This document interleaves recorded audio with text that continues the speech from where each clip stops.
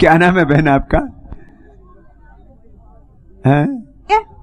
डोली नाम है मेरा। डोली। मुझे डोली बहन को योगिनी बना के सबके पास भेजना पड़ेगा।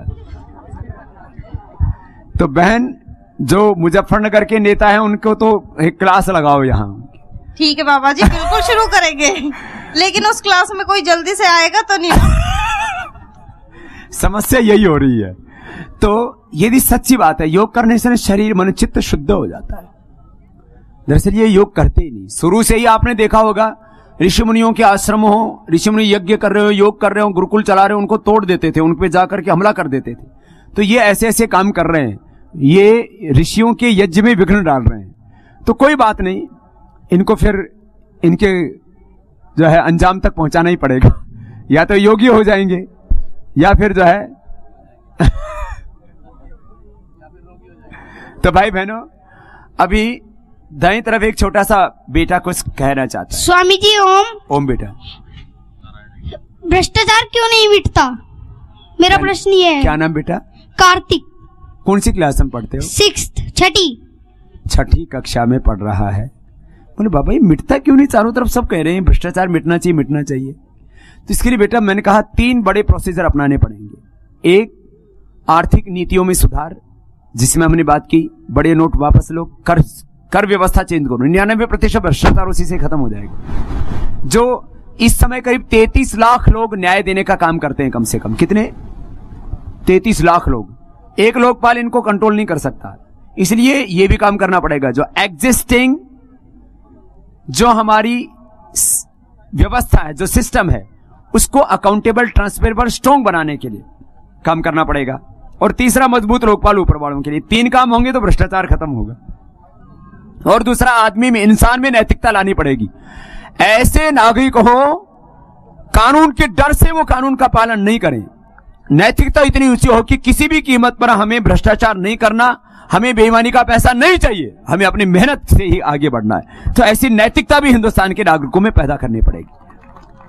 बाबा जी, आप अच्छा काम कर रहे हैं, सबको जगा रहे हैं। भ्रष्टाचार, महंगाई, सब बेरोजगारी, सब समस्या आप बता रहे हैं। माना आप किस रास्ते पे सब चले, लेकिन राजनीतिक पार्टी जब तक हमारा हमारा सांसद, वो सच्चा सांसद हमारा लोकसभा नहीं पहुंचता, हम क्या से कानून बनाएंगे? क्या इन पार्टियों पर, वर्तमान पार्टियों पर आप विश्वास करते हैं कि ये आपके द्वारा बताए ये सब कानून बना देंगे, या जयप्रकाश नारायण का कोई विकल्प ढूंढना पड़ेगा? भाई का प्रश्न बहुत जोरदार कर दिया है भाई। या तो देखो, हमारे तो 2 ही रास्ते, समझौतावादी रास्ता नहीं है। एक बार मौका देना, ये धर्म कहता है, ये समाज कहता है, ये नीति कहती है, इतिहास कहता है। एक बार इनको मौका देंगे। अभी 2012-13 में, इसलिए तो मैं कह रहा था ना, लोकसभा चुनाव से पहले एक बड़े परिवर्तन की आगाज होगी।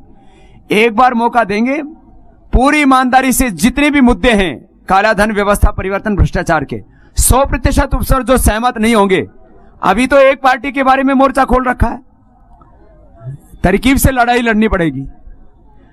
तो क्योंकि वो सहमत नहीं है इन पे, बाकी जो सहमत नहीं होंगे, मैंने कहा वो सारे राक्षस एक तरफ होते जाएंगे। और यदि उनमें से कोई नहीं बचा तो फिर नया कुछ विकल्प खड़ा हो जाएगा। और यदि वो सुधर गए तो भगवान भला करे। तो ये तो अब नई चीजें होंगी, वक्त बताएगा, लेकिन भारत जरूर बदलेगा। अभी जी, मेरा नाम सत्येंद्र पाल सिंह एडवोकेट है जी। और आज के इस व्यवस्था परिवर्तन में आप लगे हुए हैं, उसके लिए मैं आपका श्रद्धेय नमन करता हूं। मैं आपसे ये जानना चाहता हूं कि क्या संगठन है जो आपका जी, और एक तरफ आप व्यवस्था परिवर्तन की बात कर रहे हैं, एक तरफ अन्ना हजारे जी लोकपाल बिल के माध्यम से भ्रष्टाचार को दूर करना चाहते हैं। लेकिन मैंने ये देखा है कि जिस तरीके से आज की जातिवादी व्यवस्था में हिंदुस्तान में जो लोग बाग जातियों में बंट जाते हैं, तो क्या आपका अपना ऐसा मानना है कि जिस तरीके से आप लेकर के आंदोलन को चल रहे हैं, तो सब लोग उस तरीके से इस देश की व्यवस्था में अपना योगदान देंगे? देखो, ऐसा है, सबको पता है कि भाई जातियों के नाम पर हमने वोट 64 साल से कर लिए।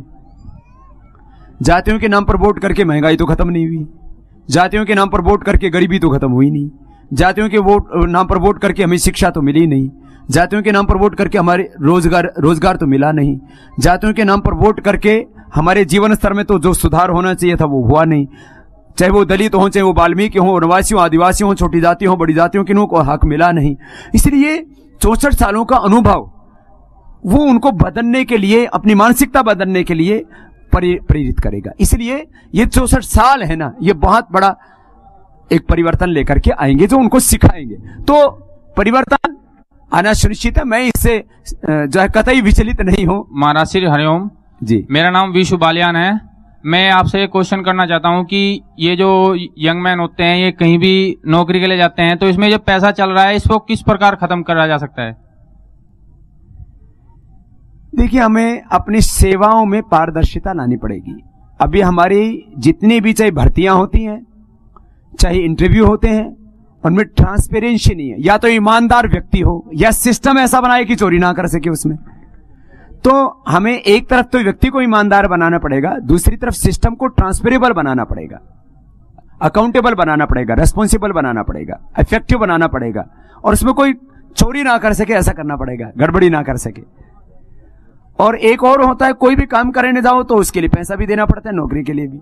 तो उसके लिए एक public service delivery guarantee act की हमने बात की थी, सरकार ने मान भी लिया था, लेकिन वो तो बेईमान निकली फिर।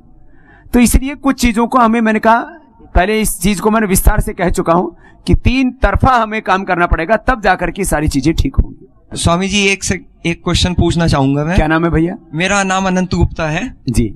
ये हमारे देश में जो IAS IPS ऑफिसर चुन के जाते हैं, ये अक्सर सत्ता पक्ष के दबाव में क्यों काम करते हैं? जैसा आपका आंदोलन हुआ था नई दिल्ली में, तो उसमें गृह मंत्रालय बात टालता था अपनी दिल्ली पुलिस कमिश्नर पे, दिल्ली पुलिस कमिश्नर बात टालते थे गृह मंत्रालय पे। इसमें किसको दोषी माना जाए? यदि हमारे जो सेवाओं में लोग हैं वो दबाव में ना आए, दरअसल इतना हिम्मत, इतना साहस को जुटा नहीं पाता कि मैं ये असंवैधानिक, ये अनैतिक या अलोकतांत्रिक काम नहीं कर सकता, ऐसा कहने की हिम्मत। तो दरअसल हमारा ये IAS IPS ना, इनको ट्रेनिंग मिली ऊपर से अंग्रेजों के यहां से, फिर वही ट्रेनिंग ट्रांसफर हो रही है अभी तक। तो ये अंग्रेजों की गुलामी करते थे, इसलिए सच नहीं कह पाते थे, वो जो कह दिया। इसलिए मैंने कहा हिंदुस्तान के संविधान में लिखा हुआ वो कानून नहीं है, हिंदुस्तान में जो नेता कह रहा है वही कानून है। इसलिए गड़बड़ हो गई ये बात।